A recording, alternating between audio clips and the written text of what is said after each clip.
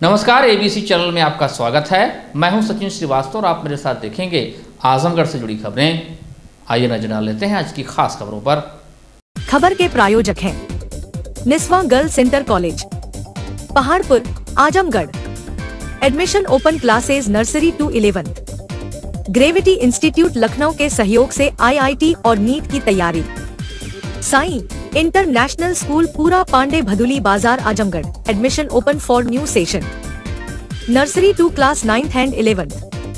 GD global school, Kartalpur, Azamgarh. Admission open for new session. Nursery to classes 9th and 11th।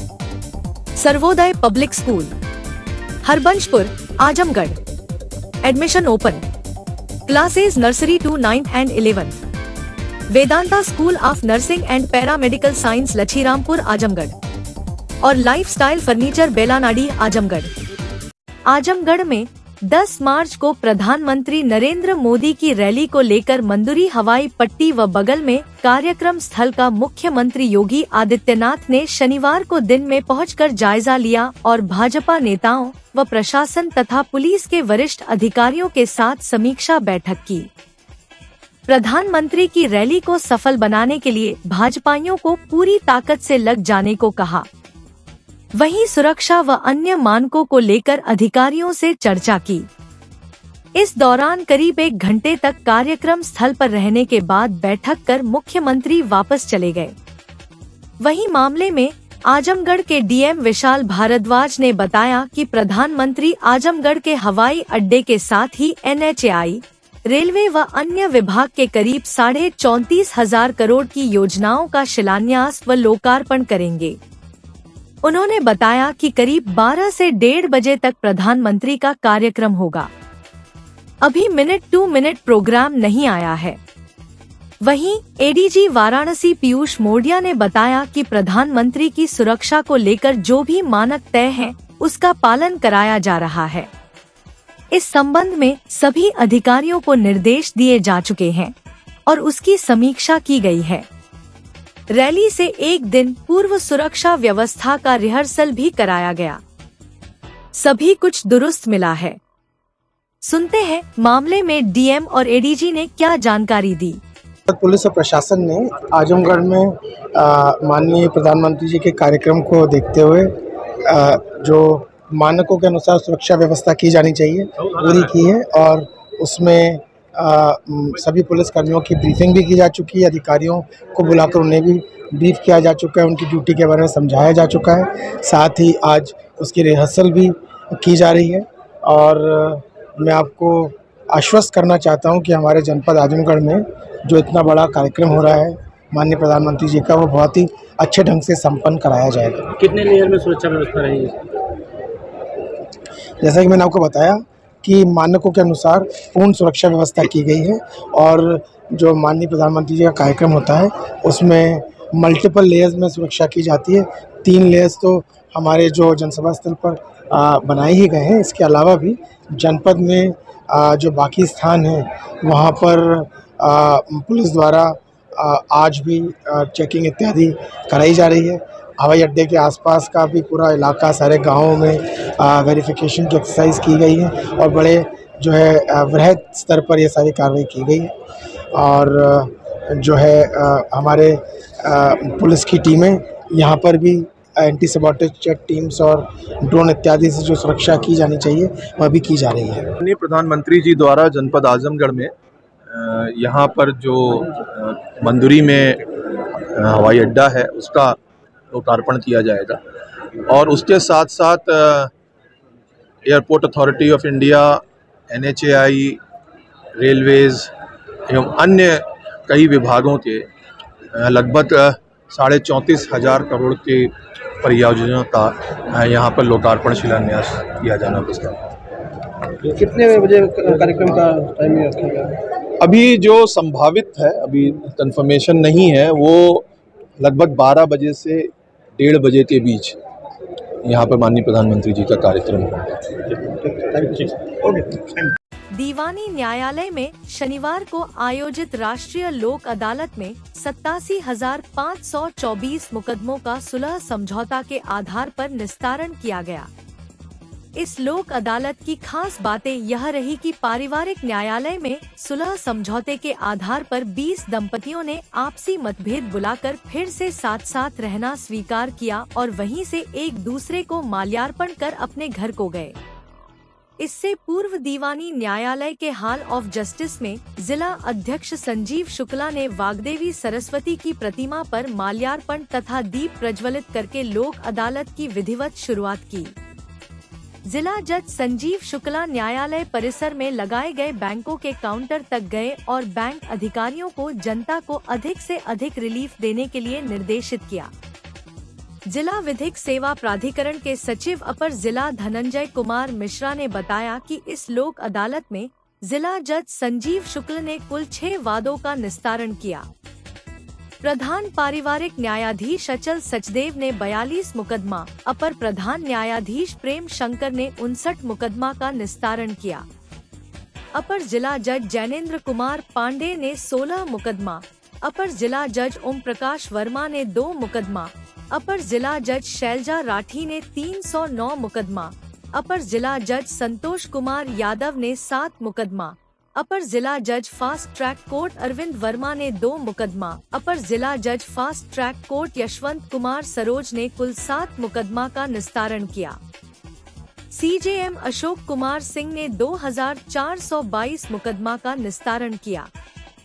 ACJM Devendra Prasad Singh ने 2261 मुकदमा का निस्तारण करके 3,24,160 रुपए अर्थदंड जमा कराया।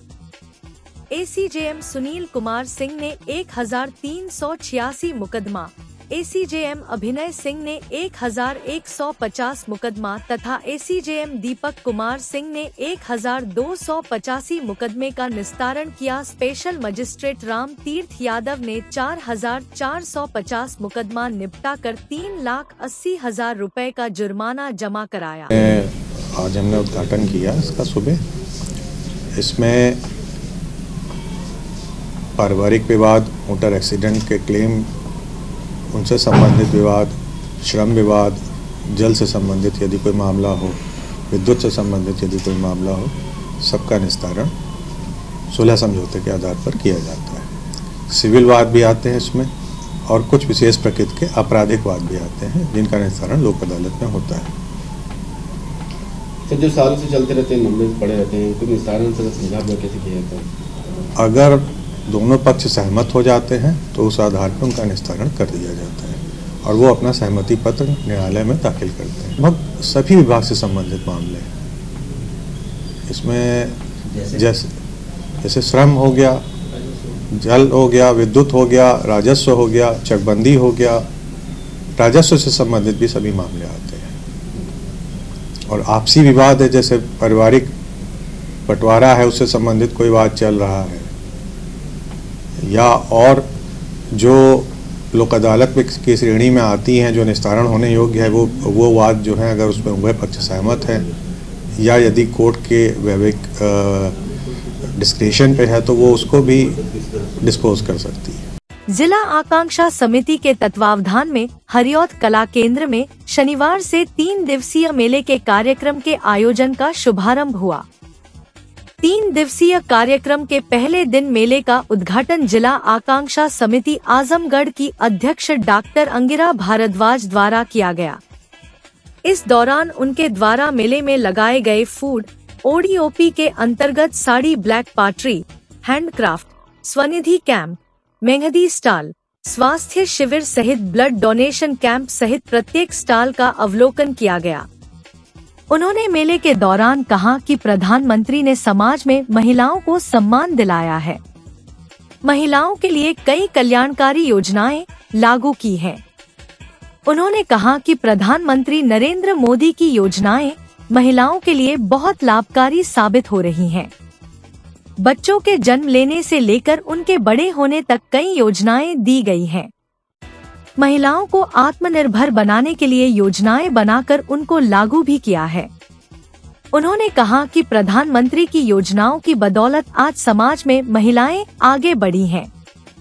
स्कूल और शिक्षा से संबंधित भी कई योजनाओं का महिलाएं लाभ उठा रही हैं। सरकार द्वारा तमाम योजनाएं चलाई जा रही हैं।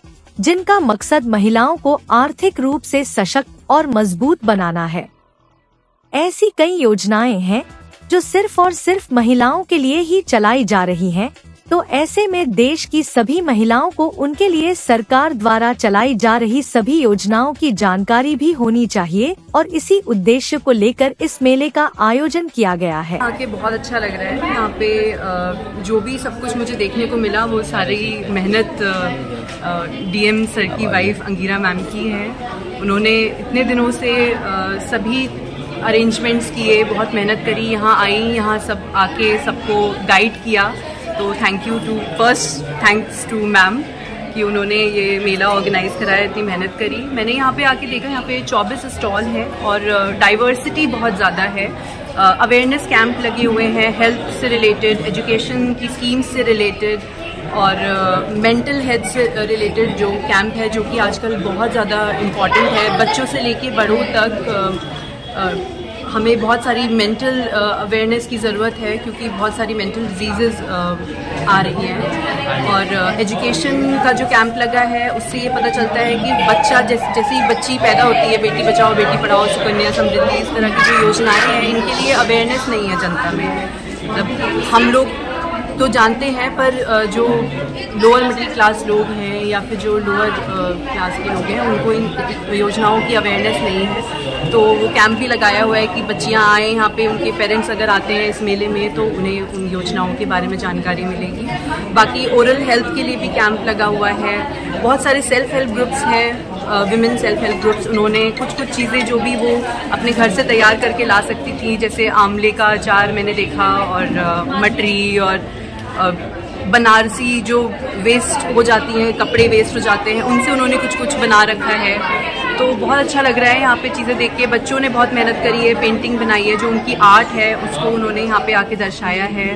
यहाँ पे मुबारकपुर से 2-3 स्टॉल्स मुझे देखने को मिले। यहाँ पे साड़ी फेमस है, मुबारकपुर की साड़ी हैं, सूट्स हैं, उनके स्टॉल लगा रखे हैं। और यहाँ का जो ODOP है, ब्लैक पॉटरी, उसका भी स्टॉल है। फूड स्टॉल्स हैं, तो मतलब टोटल एंटरटेनमेंट है। ऐसा नहीं है, यहाँ आके आपको बहुत अच्छा लगेगा, यहाँ आना चाहिए। 3 दिन का मेला है, यहाँ आइए, यहाँ आके सभी चीज़ों को देखिए, सबकी मेहनत को सराहने की ज़रूरत। समिति के मेले में मैं पहली बार आई हूँ यहाँ पे, पहली बार ही मुझे अवसर मिला है यहाँ आने का। और मैं ये कहना चाहूँगी कि इस तरीके के मेले रेगुलरली होने चाहिए, क्योंकि अगर ये मेले रेगुलरली होंगे तो जो महिलाएं हैं, सेल्फ हेल्प ग्रुप्स, यहाँ NGOs, यहाँ पे लोकल जो स्मॉल बिजनेसेस हैं, उनको एक प्लेटफॉर्म मिलेगा अपने टैलेंट को दिखाने का, या उन्होंने जो भी चीज़ें वो अपने तक सीमित रखते हैं, तो वो उन्हें यहाँ पे एक प्लेटफॉर्म मिलता है। और मैं मैम से यही रिक्वेस्ट करूँगी कि इस तरह के मेले हमें जल्दी से जल्दी देखने को मिले, जितना जल्दी हो सकता है। भाजपा सरकार में कैबिनेट मंत्री की शपथ लेने के बाद दारा सिंह चौहान का अपने गृह जनपद आगमन पर फुलवरिया स्थित टोल प्लाजा पर डॉक्टर राजेंद्र सिंह के नेतृत्व में सैकड़ों लोगों ने माल्यार्पण कर उनका जोरदार स्वागत किया। अपने स्वागत से अभिभूत कैबिनेट मंत्री दारा सिंह चौहान ने कहा कि आजमगढ़ हमारी जन्मभूमि है। किसी भी व्यक्ति को अपनी जन्मभूमि पर आना, इससे बड़ी खुशी और कुछ नहीं हो सकती। मंत्री बनने के बाद पहली बार आजमगढ़ में डॉक्टर राजेंद्र सिंह व लोगों द्वारा जो स्वागत हुआ है, इसके लिए तहे दिल से आभार व्यक्त करता हूं। हमारी पहली प्राथमिकता है कि दुनिया के सबसे लोकप्रिय नेता आदरणीय मोदी जी को तीसरी बार देश का प्रधानमंत्री बनाना है। यह हमारी और हमारी पार्टी का सबसे पहला लक्ष्य है। आने वाले समय में धीरे धीरे सब पता चलेगा।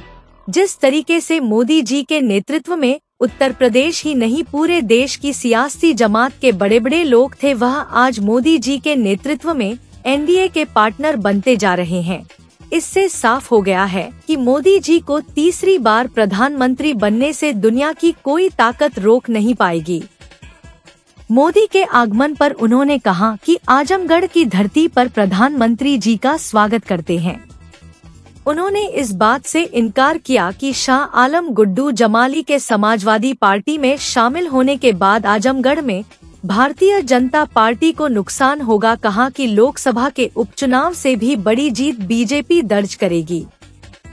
इस मौके पर डॉक्टर राजेंद्र सिंह, विश्व प्रकाश सिंह मुन्नू, प्रहलाद सिंह, ज्ञानचंद जायसवाल, महेंद्र जायसवाल, आशुतोष सिंह, प्रमोद सिंह, अक्षय जायसवाल, ज्ञान अग्रहरी, मनोज अग्रहरी, महेंद्र जायसवाल, अवनीश सिंह, विपिन सिंह, प्रदीप जायसवाल आदि मौजूद रहे। आजमगढ़ हमारी जन्मभूमि है। किसी भी व्यक्ति को जन्मभूमि पे आना, आदमी पूरी तरीके से, उससे बड़ी खुशी और कुछ हो नहीं सकती है।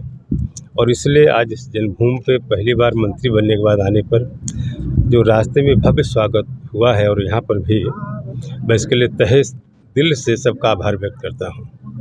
अखिलेश यादव को छोड़ने का कारण क्या है? अखिलेश यादव को छोड़ने का कारण देखिए, हमारी पहली प्राथमिकता है दुनिया के सबसे लोकप्रिय नेता आदरणीय मोदी जी को तीसरी बार देश का प्रधानमंत्री बनाना। ये हमारी पार्टी का सबसे पहला लक्ष्य है। और आने वाले दिन में धीरे धीरे सब पता चलेगा। जिस तरीके से मोदी जी के नेतृत्व में आज आप देख रहे हैं कि उत्तर प्रदेश नहीं, पूरे देश की तमाम जो सियासी जमात के बड़े बड़े लोग थे, आज मोदी जी के नेतृत्व में एनडीए के पार्टनर बनते जा रहे हैं। इससे साफ हो गया है कि मोदी की तीसरी बार प्रधानमंत्री बनने से दुनिया की कोई ताकत रोक नहीं पाएगी। अब तो हम लोग तो कह ही रहे हैं, विपक्षी लोग भी कह रहे हैं कि भैया को अब मोदी को रोक पाना मुश्किल है, मोदी जी प्रधानमंत्री बन रहे हैं, ये सत्य है। अब 400 के पार जाएंगे, 450 ले जाएंगे, लेकिन जिस तरीके का उत्साह आम जनमानस में दिख रहा है, हर समाज में, चाहे अगड़ा हो, पिछड़ा हो, दलित, हर समाज में उत्साह को देख लगता है कि जो हमारे केंद्रीय नेतृत्व ने 400 के पार की बात कहा है, शायद उस आंकड़े को पार करके ऐतिहासिक जीत से होकर के हम लोग तीसरी बार प्रधानमंत्री बनाएंगे आदरणीय मोदी जी को। कल आजमगढ़ में प्रधानमंत्री जी भी आ रहे हैं उद्घाटन करने, और विद्यालय का और एयरपोर्ट का। उसके लिए हम माननीय प्रधानमंत्री जी का स्वागत करते हैं। और सारे लोगों से मैं अपील भी कर रहा हूं कल से ही कि माननीय प्रधानमंत्री जी इस आजमगढ़ में देने आ रहे हैं। इसलिए मैं सारे लोगों से, हर समाज के लोगों से अपील करता हूं कि बड़ी से बड़ी संख्या में आकर के आदरणीय प्रधानमंत्री जी की बातों को सुने। और मुझे लगता है शायद भीड़ को देख करके मोदी जी अगर गदगद हो जाएंगे तो जितना मिला है उससे और कहीं ज़्यादा आजमगढ़ को मिल पाएगा। इसलिए मैं सभी लोगों से अपील करना चाहता हूं कि बड़े पैमाने पर कुछ समय से आकर के आदरणीय मोदी जी के विचारों को सुने। एक आखिरी सवाल है कि अब की बार निरहुआ को सीट मिला है आजमगढ़ से, और अखिलेश यादव जी भी यही लड़ना चाहते हैं, तो क्या है अब की बार यहाँ आजमगढ़ का निर्णय क्या है? इस बार किसी पार्लियामेंट में व्यक्ति नहीं, कमल का निशान लड़ेगा, मोदी का नाम लड़ेगा। तो मोदी के नाम पे, कमल के निशान पर चाहे जो भी लड़ेगा कैंडिडेट, कल कौन कैंडिडेट है मुझे नहीं पता, हालांकि पार्टी ने निरहुआ को यहाँ घोषित किया है, लेकिन सारे लोगों के जनमानस से मोदी जी के प्रति जो लगाव है, विश्वास है, इस विश्वास के बुनियाद पे मैं कहना चाहता हूं कि पार्टी किसी को भी कमल का निशान दे देगी, सारे लोग उसको जिता करके लोकसभा में भेजने का काम करेंगे। आप यहाँ के रहने का जन्म स्थान भी है, गुड्डू जमाली क्या कहते हैं, सपा में चलेगा, कितना अंतर आएगा? कोई अंतर आने वाला नहीं। मैं कहा ना कि भारतीय जनता पार्टी के साथ कोई बड़ा से बड़ी ताकत कहीं चला जाए, इसका कोई फर्क पड़ने वाला नहीं है। बल्कि जितना वोट से पिछली बार बाई इलेक्शन में भारतीय जनता पार्टी जीती थी, उससे कई गुना ज्यादा वोट से इस बार फिर भारतीय जनता पार्टी यहाँ जीतेगी। शुक्रवार को महाशिवरात्रि के अवसर पर सुखदेव पहलवान स्टेडियम में न्यायिक अधिकारी एवं न्यायिक कर्मचारियों के मध्य सम्मिलित रूप से क्रिकेट मैच का आयोजन किया गया, जिसमें एक टीम के कप्तान के रूप में जनपद न्यायाधीश आजमगढ़ संजीव शुक्ला एवं बी टीम के कप्तान के रूप में जैनेन्द्र पांडे, अपर जिला जज SC/ST कोर्ट नंबर 2 ने अपनी अपनी टीम का प्रतिनिधित्व किया। सर्वप्रथम एक टीम ने टॉस जीतकर 15 ओवर में 113 रन बनाया, जिसमें 24 रन जिला जज संजीव शुक्ला ने बनाकर अपना सर्वाधिक योगदान दिया। विपक्षी टीम बी ने निर्धारित लक्ष्य को 14 ओवर में पूरा कर लिया, जिसमें दीपक कुमार सिंह ACJM ने सर्वाधिक 39 रन बनाए। वे मैन ऑफ द मैच रहे। क्रिकेट मैच में न्यायिक अधिकारीगण के रूप में पीठासीन अधिकारी मोटर दुर्घटना दावा अधिकरण अजय कुमार सिंह, अपर जिला जज FTC court number 2 Arvind Verma, CJM Ashok Kumar Singh, ACJM court number 10 Devendra Pratap Singh, ACJM court संख्या 11 Sunil Kumar Singh, ACJM court number 12 Abhinay Singh, ACJM Deepak Kumar Singh, civil जज अंशुमान विक्रम सिंह व सिविल जज रिपुदमन सिंह, सिविल जज रमेशधर द्विवेदी एवं कर्मचारीगण के रूप में त्रिशांत सोनकर, विक्की चंद्रा, अजीत श्रीवास्तव, संतोष पाठक, दूधमणि सिंह, मृत्युंजय पांडे, अनुराग चौधरी, जयशंकर सिंह, रविंद्र विश्वकर्मा एवं अन्य कर्मचारीगण खिलाड़ी के रूप में मौजूद थे। खेल के हौसला अफजाही के लिए दर्शक दीर्घा में अपर जिला जज court number 3 Om Prakash Verma, civil जज शहर मीनल वर्मा, न्यायिक magistrate court number 26 Omshri Chaurasia, civil जज अंशिका श्रीवास्तव, इंचार्ज SAO आशुतोष सिंह, सुनील सिंह, दुर्गेश श्रीवास्तव, सूर्य प्रकाश श्रीवास्तव, सोनू यादव, साजिद व शिवाकांत यादव व अन्य बहुत से कर्मचारीगण मौके पर मौजूद थे। मैच टीम बी के नाम रहा। ये फ्रेंडली मैच था, आपसी सौहार्द के लिए खेला गया था। जजेस और एम्प्लॉइज सब एक ही टीम में थे और दूसरी तरफ भी जजेस और एम्प्लॉई एक ही तरफ थे। बड़ा ही अच्छा मैच हुआ, यहाँ के स्टेडियम में हुआ और काफ़ी दर्शक भी थे उसमें, और हमारे सारे कर्मचारी अधिकतर जो खेल सकते थे उन्होंने प्रतिभाग किया। कितना रन आपने बनाया, कितना रन बनाया? 112 रन हम लोगों ने बनाए थे, जिस टीम को मैं लीड कर रहा था, और हमारे DJ SC/ST साहब थे जो कि अपोजिट टीम के कैप्टन थे, उन्होंने 113 रन बनाए बाद में खेलते हुए, और वो विनर रहे। पूरी मैच का सर क्या निर्देशन था?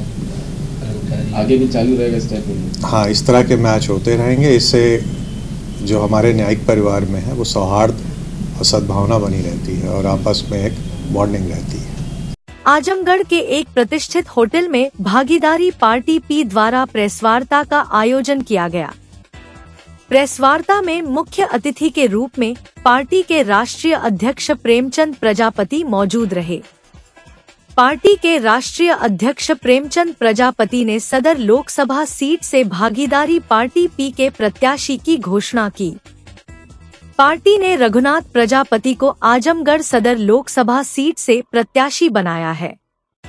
पार्टी के अध्यक्ष प्रेमचंद प्रजापति ने बताया कि भागीदारी पार्टी P द्वारा उत्तर प्रदेश के 50 लोकसभा सीटों पर अपना प्रत्याशी उतारा गया है। इसी कड़ी में आज हम लोगों ने आजमगढ़ सदर लोकसभा सीट से रघुनाथ प्रजापति को पार्टी का प्रत्याशी बनाया है। चाहे समाजवादी पार्टी सरकार में रही हो, चाहे बीजेपी रही हो या कांग्रेस रही हो, सभी के सरकार में पिछड़ी जाति के लोगों को उनका हिस्सा नहीं मिला है। पूरे देश में 543 लोकसभा सीटें हैं, लेकिन भाजपा, सपा, बसपा, कांग्रेस समेत किसी भी पार्टी ने प्रजापति समाज को भागीदारी नहीं दिया है। हम लोग पिछड़ी जाति के लोगों को उनका हक और हिस्सा दिलाएंगे। आजमगढ़ सदर लोकसभा सीट से बनाए गए प्रत्याशी रघुनाथ प्रजापति ने कहा कि पार्टी ने मुझे जो जिम्मेदारी सौंपी है मैं उसका बखूबी निर्वहन करूंगा।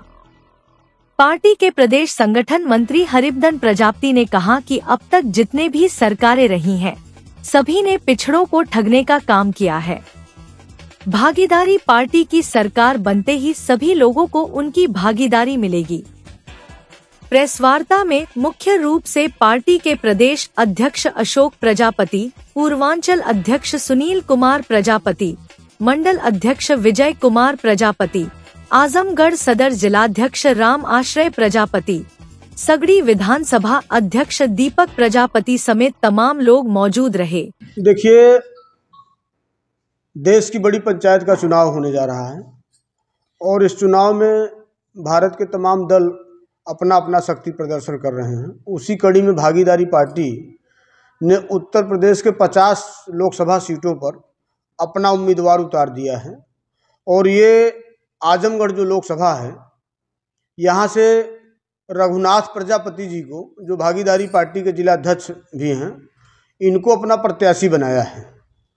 और इस देश की जो हालत हुई है पिछले 76 सालों में, जो अगड़े और पिछड़े के नाम पर राजनीति किया, जो जाति धर्म के नाम पर राजनीति किया, मंदिर मस्जिद के नाम पर राजनीति किया, और आज एक बड़ा हिस्सा देश में, देश के जो मुख्य विकास होना चाहिए उसके कहीं कड़ी में बहुत पीछे छूट गया है। आज उस कड़ी में प्रजापति है, पाल है, नाई है, लोहार है, भर है, मछुआरा है, दर्जी है, तमाम उपेक्षित जातियां का जो बेटा और बेटी है उसकी भागीदारी सत्ता में शून्य के बराबर है। भागीदारी पार्टी ने यह संकल्प लिया है कि ये जो देश की बड़ी पंचायत का चुनाव होने जा रहा है, उत्तर प्रदेश के साथ साथ हम झारखंड के 14 सीटों पे लड़ रहे हैं, बिहार में 13 सीटों पे लड़ रहे हैं, मध्य प्रदेश में 8 सीटों पे लड़ रहे हैं, राजस्थान में 6 सीटों पे लड़ रहे हैं, और देश की राजधानी दिल्ली में 1 सीट पे लड़ रहे हैं। इस तरह से भारत के कई राज्यों में भागीदारी पार्टी ने अपना उम्मीदवार उतार दिया है। देखिए, कई दलों का मुझे भी ऑफर आया मोर्चा बनाने के लिए। पीछे जब विधानसभा का चुनाव हुआ उत्तर प्रदेश में, तो हम लोगों ने समाजवादी पार्टी के साथ गठबंधन किया, और गठबंधन की कड़ी में उन लोगों ने कहा कि आप लोग कहाँ कहाँ से लड़ेंगे। भाई, जो पूर्व मुख्यमंत्री अखिलेश यादव जी ने हम लोगों के साथ धोखा किया, उन्होंने सूची मंगवाई। भागीदारी पार्टी ने 15 विधानसभा सीटों की सूची दिया उनको, और चुनाव आते आते चौथे 5वें राउंड की बैठक हुई, और उन्होंने लास्ट में ये कह दिया कि हम सीट नहीं दे पाएंगे, सरकार बनाइए, और सरकार जब बन जाएगी तब हम आप लोगों को मैनेज करेंगे। इसलिए भागीदारी पार्टी ने, पीछे जो अनुभवों को हमने देखा, तो भागीदारी पार्टी की कोर कमेटी ने यह निर्णय लिया है कि भागीदारी पार्टी इस देश के अंदर समता मूलक समाज की बात करती है, समान एवं अनिवार्य शिक्षा लागू कराना चाहती है। जहां डीएम, कलेक्टर, मंत्री, विधायक का बेटा पढ़ेगा, वहीं गरीब किसान मजदूर का बेटा पढ़े। और जिस तरह से पूरे प्रदेश में उत्पीड़न हो रहा है, विशेष तौर पर जिस जाति का मैं हूँ, जब से भारतीय जनता पार्टी की सरकार बनी है, 140 हत्याएं प्रजापति समाज की सिर्फ उत्तर प्रदेश में हुई है, जिनका मेरे पास डाटा है। अभी 1.5 महीने क्या 2 महीने पहले की बात है, जौनपुर में डबल मर्डर हुआ, और आपके इसी आजमगढ़ के जिला मुख्यालय पर एक लड़की को कई टुकड़े कर दिए थे, और भागीदारी पार्टी के लोगों ने यहाँ मुख्यालय का हमने घेराव किया, लेकिन उस पीड़िता को भी अभी तक न्याय नहीं मिला। डबल मर्डर हुआ जौनपुर में। इस देश में कोई, मैं किसी विशेष जाति पर नहीं बोल रहा हूँ। अभी ब्राह्मण की हत्या हो जाए, ठाकुर की हत्या हो जाए, यादव की हत्या हो जाए, तो सरकार भारी, क्या कहा जाए कि बहुत ज़्यादा सहयोग करती है अर्थ से, 40 लाख, 50 लाख, 1 करोड़। और जो डबल मर्डर हुआ 2 भाइयों का, वहाँ सरकार ने 2 लाख रुपए दिया है। तो भागीदारी पार्टी ने यह संकल्प लिया है कि मिशन 2024, जो देश की बड़ी पंचायत का चुनाव होने जा रहा है, हम भारत के कई हिस्सों में चुनाव लड़ने जा रहे हैं। अब वो दिन दूर नहीं जब उपेक्षित जाति का भी बेटा इस देश और प्रदेश के अंदर तमाम सरकारी डिपार्टमेंट में, राजनीति में, हर क्षेत्र में उसकी भागीदारी की लड़ाई हम लोग लड़ेंगे। आपके वो हैं प्रत्याशी हैं यहाँ रघुनाथ जी बैठे हैं, ये भागीदारी पार्टी के उम्मीदवार। और मैं रहने वाला अतरौलिया विधानसभा का ग्राम सभा अगबेलपुर। पार्टी ने मुझे जो जिम्मेदारी दी है, निष्ठा और ईमानदारी से मैं पार्टी की जिम्मेदारी निभाऊंगा। शिवरात्रि के दूसरे दिन सिधारी स्थित प्राचीन इच्छापूर्ति श्री गौरीशंकर मंदिर में शनिवार को ट्रस्ट समिति की ओर से भंडारे का आयोजन किया गया। भोलेनाथ के भक्तों ने भंडारे का प्रसाद ग्रहण कर शिवरात्रि का व्रत तोड़ा। भगवान भोलेनाथ की महिमा का गुणगान करते हुए पूरे विधि अनुसार व्रत को पूरा किया। भंडारे का प्रसाद ग्रहण कर भक्तों ने उपवास तोड़ा। भंडारे का प्रसाद ग्रहण करने के लिए लोगों की भीड़ उमड़ पड़ी। हालांकि भंडारा संचालकों ने नियमानुसार सभी को भंडारे का प्रसाद दिया। इस दौरान हर हर महादेव के जयकारों से पूरा मंदिर परिसर गूंज उठा। देर रात तक भंडारा चलता रहा। भंडारे में मुख्य ट्रस्टी कुसुम लता सिंह, प्रबंधक बॉबी सिंह रेडा, प्रकृति सिंह, पुन्नू सिंह रेडा, रॉबी सिंह रेडा, पंडित अजय भारद्वाज, पेन्युली जी बद्रीनाथ वाले, मुनिम जी नायक यादव, विश्वजीत सिंह, अमरजीत सिंह, नीतू सिंह, ब्रिजगोपाल राय, राजेश यादव आदि मौजूद रहे। श्री गणेशाय नमः, श्री शिवाय नमस्तुभ्यम। मैं श्रीमती कुसुम लता सिंह, मुख्य ट्रस्टी श्री इच्छापूर्ति गौरी शंकर मंदिर सिधारी स्थित श्री गौरी शंकर मंदिर पे हर वर्ष की भांति इस वर्ष भी महाशिवरात्रि के पर्व पर 9/3/2024 को भव्य भंडारे का आयोजन किया गया है। हर वर्ष की भांति इस बार भी सभी से अनुग्रह है, आप सभी भोले के दरबार में आइए और भोले के दर्शन कीजिए, भोले के प्रसाद को ग्रहण कीजिए और अपने सनातन धर्म को आगे बढ़ाइए। हमारे सिंह साहब के दिखाए गए सत्य के मार्ग पर ये परिवार चलता हुआ अपनी हर वर्ष की भांति हर वर्ष भगवान भोलेनाथ के इस मंदिर पे अपनी सेवाएं देता रहा है।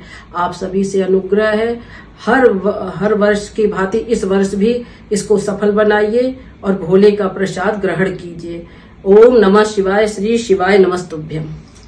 उत्तर प्रदेश के 613 नर्सिंग और पैरामेडिकल कॉलेज में से 20 कॉलेज QCI रेटिंग में ए श्रेणी प्राप्त कर बने मेंटर इंस्टीट्यूट। आजमगढ़ मंडल और जिले का नाम रोशन कर Vedanta school of nursing and paramedical science Lachhirampur Azamgarh QCI rating में ए श्रेणी प्राप्त कर बना मंडल का पहला institute. Wifi campus, smart classroom, live projects, special placement cell, scholarship, separate hostel for boys and girls. Admission या अन्य जानकारी के लिए संपर्क करें।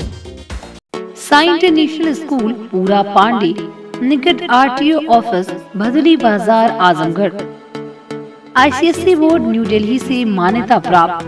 प्रत्येक क्लास में स्मार्ट क्लास की व्यवस्था, सुव्यवस्थित साइंस और कंप्यूटर लैब्स, इंडोर और आउटडोर स्पोर्ट्स फैसिलिटीज, पूरे सिटी में वाहन की सुविधा।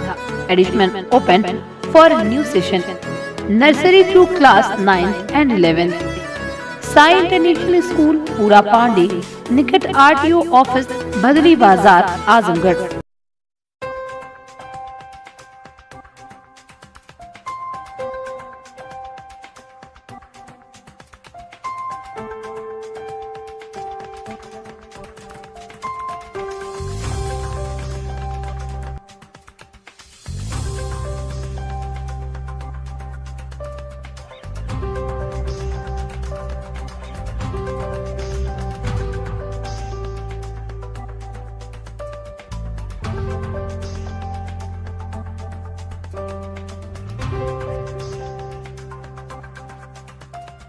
Lifestyle furniture, Belnadi, Azamgarh.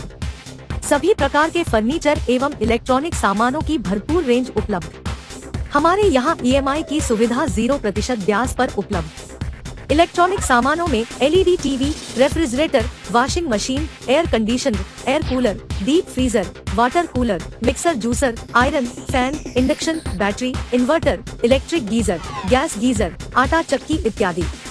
Furniture के सामानों में बेड, गद्दा, सिंगारदान, अलमीरा, sofa, table, chair, rack, stool, संदीली, सीढ़ी, डाइनिंग टेबल, झूला आदि। शादी विवाह की हो तैयारी या ऑफिस और घर के लिए सामानों की करनी हो खरीदारी, पहुँचिए lifestyle furniture, Belnadi, Azamgarh. Niswa girls college Paharpur Azamgarh के सबसे पुराने कॉलेजेस में से एक है, जो 1938 से विज्ञान, वाणिज्य, कला के क्षेत्र में उत्कृष्ट शिक्षा प्रदान कर रहा है। इसने कक्षा 9वीं से 12वीं तक IIT और नीट की तैयारी के लिए ग्रेविटी इंस्टीट्यूट लखनऊ के साथ इंटीग्रेटेड कक्षाएं भी शुरू की हैं। कक्षा नर्सरी से 11वीं तक प्रवेश खुला है। उच्च अनुभव वाले शिक्षकों के साथ उत्कृष्ट शिक्षण पद्धति, पूर्ण सुसज्जित कंप्यूटर लैब, पुस्तकालय और विज्ञान प्रयोगशाला, 24/7 CCTV निगरानी, पावर बैकअप। न्यू एडमिशंस के लिए फॉर्म और प्रोस्पेक्टस अवेलेबल है, तो जल्दी करें। Sarvodaya public school near RTO office, Harbanspur, Azamgarh, affiliated to CBSE। Admissions open from classes nursery to 9 and 11।